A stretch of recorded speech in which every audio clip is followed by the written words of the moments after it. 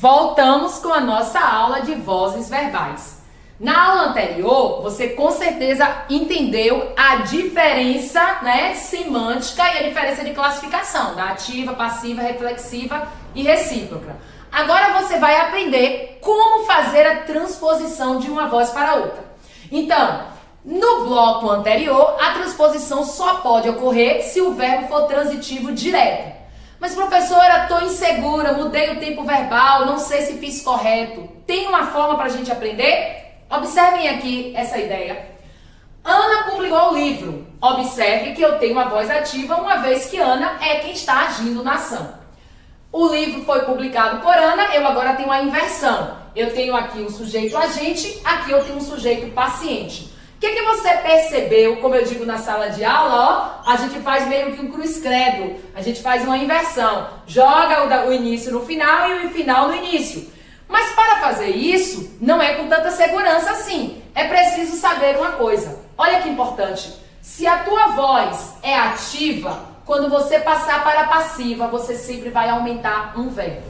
Quando a tua voz é passiva, quando você passar para ativa, você vai diminuir um verbo. Então, repetindo, da voz ativa para a voz passiva, mais um verbo. Da voz passiva para a voz ativa, menos um verbo. E quais são os verbos, professora, que eu posso colocar? Verbo ser ou estar, certo? Então, fique de olho. Nada de colocar verbo haver, verbo ter, como eles colocam nas questões. Vocês já derrubam a alternativa se vocês virem verbos que não sejam o verbo ser ou o verbo estar. Vamos aplicar aqui nessa questão que caiu no concurso da Polícia Militar. Então tinha assim, Carlos tinha lido o livro. Se eu pergunto a você que tipo de voz é essa, você vai me dizer, é uma voz ativa. Por quê? Porque trata-se de um sujeito que está praticando a ação.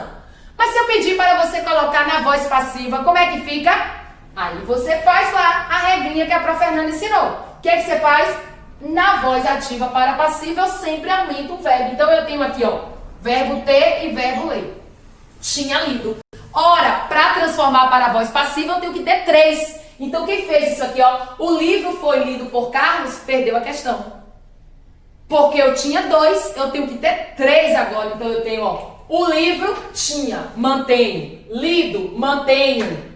Quem é que eu tenho que inserir, que eu acabei de aprender? Só o verbo ser ou estar. Nesse caso, insiro o verbo ser no particípio. Então, eu tenho, o livro tinha sido lido por Carlos.